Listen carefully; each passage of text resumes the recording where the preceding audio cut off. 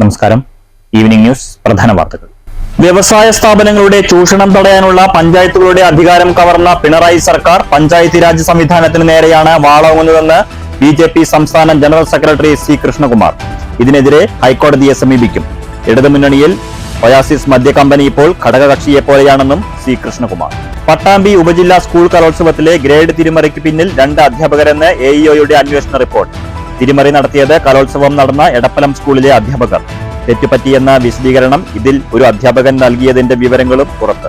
ഷൊർണൂർ നഗരസഭാ കാര്യാലയത്തിന് മുന്നിൽ പ്രതിഷേധവുമായി INTUC. തൊഴിലുറപ്പ് തൊഴിലാളികൾക്ക് കൂലി കുടിശ്ശിക ഉടൻ അനുവദിക്കണം. അംഗൻവാടി ജീവനക്കാരുടെ നിയമനത്തിലെ ക്രമക്കേട് സംബന്ധിച്ച് അന്വേഷണം വേണമെന്നും ആവശ്യം. പട്ടാമ്പി നഗരസഭാ പരിധിയിലെ വിവിധ ഭാഗങ്ങളിൽ കുടിവെള്ള വിതരണം അവതാളത്തിൽ.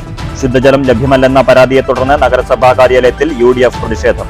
സമരം അവസാനിപ്പിച്ചത് ഉടൻ പ്രശ്നപരിഹാരമെന്ന ഉദ്യോഗസ്ഥരുടെ ഉറപ്പിനെ തുടർന്ന്. വാർത്തകൾ വിശദമായി.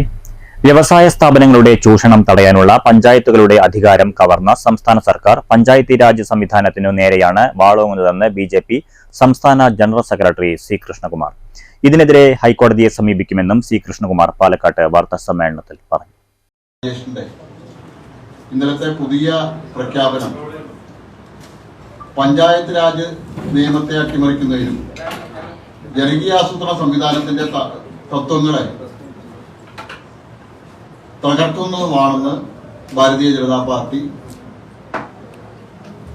ആക്ഷേപിക്കുക. ഇടതുമുന്നണി കൊട്ടിഘോഷിച്ച് നടപ്പാക്കിയ ജനകീയാസൂത്രണം പരാജയമായിരുന്നോ എന്ന് എക്സൈസ് മന്ത്രി വ്യക്തമാക്കണം. കൊക്കക്കോള കമ്പനിയെ പുറത്താക്കിയത് പെരുമാട്ടി പഞ്ചായത്ത് അവരുടെ ലൈസൻസ് റദ്ദാക്കിയ തീരുമാനത്തിലൂടെയാണ്.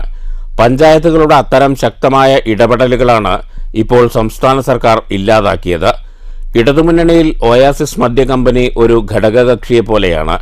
അതാണ് കമ്പനിക്ക് അനുമതി നൽകാനുള്ള നീക്കത്തെ എതിർത്ത CPIയെ പോലും തള്ളി കമ്പനി അനുവദിക്കുമെന്ന് CPM നിലപാടെടുക്കുന്നത്. മന്ത്രി MB രാജേഷ് കമ്പനിയുടെ വക്താവായാണ് സംസാരിക്കുന്നത്. പാരിസ്ഥിതിക ചൂഷണം നടത്തി പിടിക്കപ്പെട്ട കമ്പനിക്ക് മറ്റൊരിടത്ത് പ്രവർത്തനാനുമതി നൽകുന്നതിൽ തടസ്സങ്ങളുണ്ട്. ശ്രീ MB രാജേഷ് ഒരു കാര്യം വ്യക്തമാക്കണം. EM ശങ്കരൻ നമ്പൂതിരിപ്പാട് തുടങ്ങിവെച്ച ജനകീയാസൂത്രണ പദ്ധതി കേരളത്തിൽ പരാജയമാണ് എന്ന് വ്യക്തമാക്കാൻ ശ്രീ MB രാജേഷ് തയ്യാറാവണം. കാരണം ജനകീയാസൂത്രണ പദ്ധതി എന്താണോ ഇടതുപക്ഷം വിഭാവനം ചെയ്തത്, എന്താണോ CPM കേരളത്തിലെ ജനങ്ങളുടെ മുന്നിൽ വെച്ചത്, അതെല്ലാം വിരുദ്ധമായിട്ടാണ് ഇന്നത്തെ ഈ സർക്കാരിന്റെ നടപടി. ഒയാസിസ് കമ്പനി സർക്കാരിന് നൽകിയ പ്രോജക്ട് റിപ്പോർട്ട് പുറത്തുവിടാൻ സർക്കാർ തയ്യാറാകണം. കമ്പനിയെ ഒരു തരത്തിലും കേരളത്തിൽ പ്രവർത്തിക്കാൻ അനുവദിക്കില്ലെന്നും BJP ശക്തമായ സമരം തുടരുമെന്നും സി കൃഷ്ണകുമാർ പറഞ്ഞു. News bureau, Palakkad.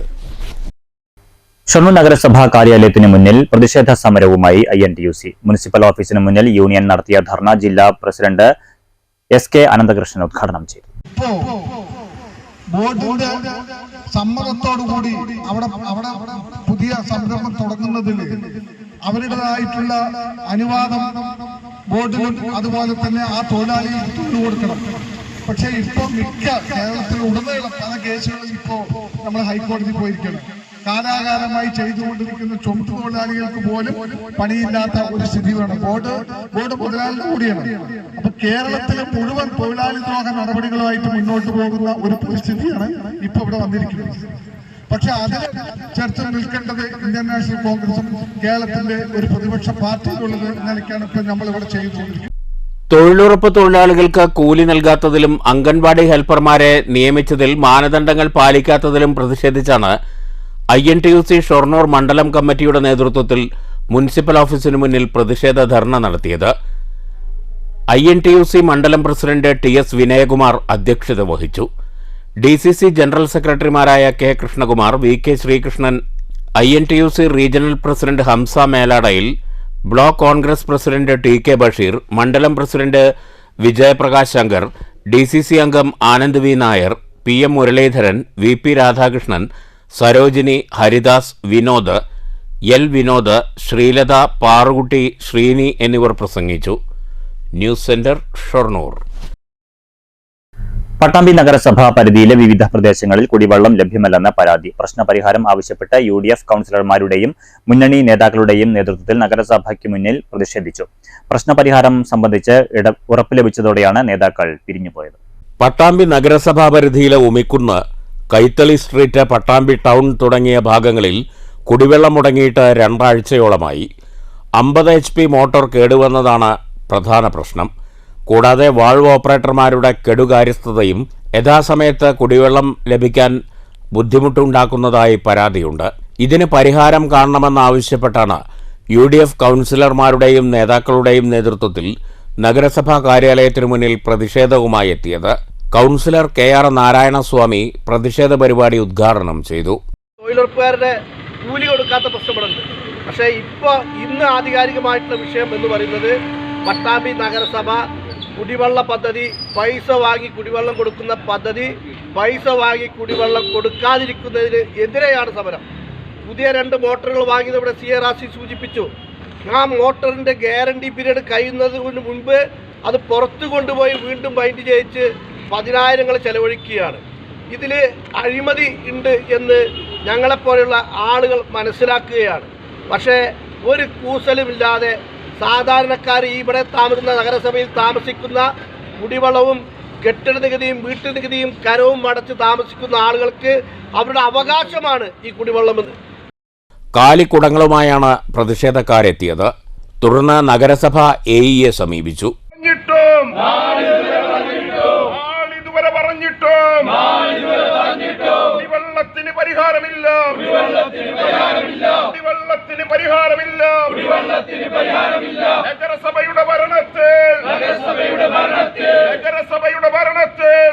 പ്രതിഷേധക്കാർ വിഷയം AEയെ ധരിപ്പിച്ചു.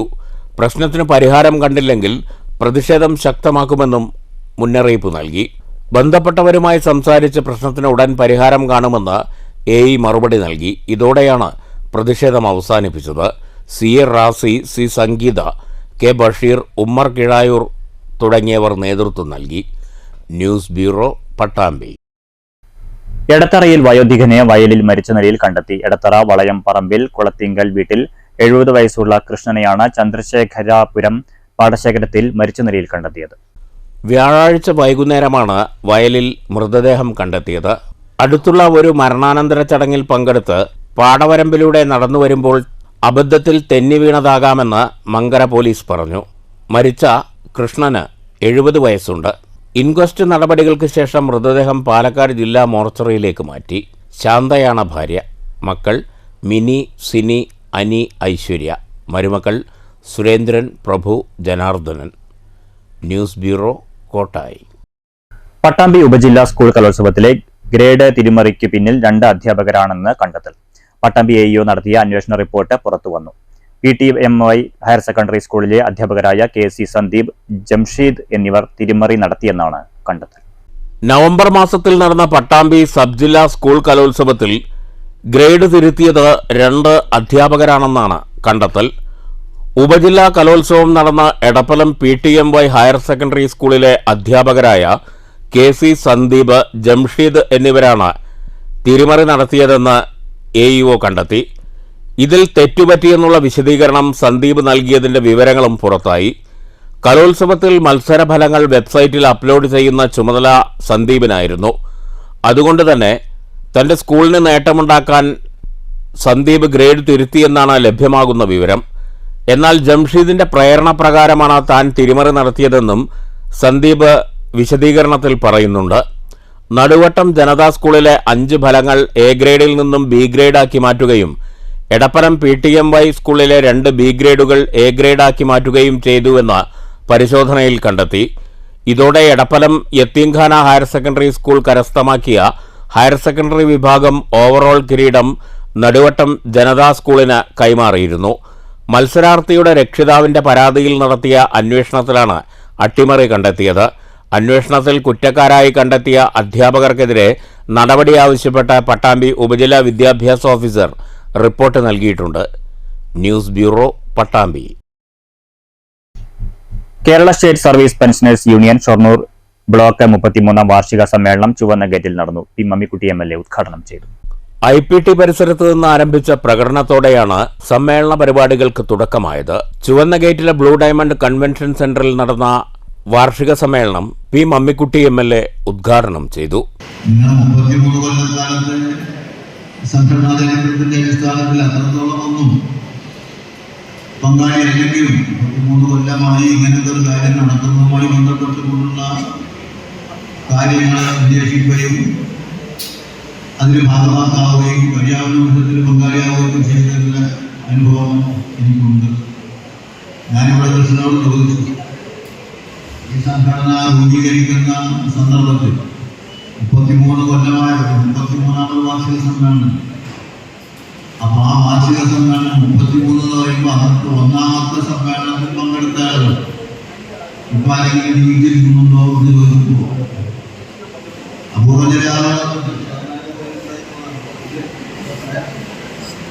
അതുകൊണ്ട് അത് നമുക്ക് വലിയ അനുഭവമാണെന്നാണ്. Union block president T K. Bhaskaran അധ്യക്ഷത വഹിച്ചു. ഷൊർണൂർ നഗരസഭാ ചെയർമാൻ എം.കെ. ജയപ്രകാശ് മുഖ്യാതിഥിയായിരുന്നു. Block secretary E S. കൃഷ്ണൻ സ്വാഗതം പറഞ്ഞു. Joint secretary VC. ശങ്കരൻ അനുശോചന പ്രമേയം അവതരിപ്പിച്ചു. സംഘടനാ രേഖയുടെ അവതരണം ജില്ലാ സെക്രട്ടറി പി.എൻ. മോഹൻദാസ് നിർവഹിച്ചു. കൗൺസിലർമാരായ K P. Prasad, T K. Basheer, KSSPU ജില്ലാ vice president P. Sivasankaran master, R. Mani, A. Balakrishnan, P M. Suresh തുടങ്ങിയവർ സംസാരിച്ചു.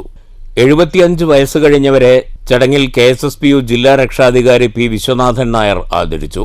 Vice president K. സുന്ദരേശൻ പ്രതിഭകളെ അനുമോദിച്ചു.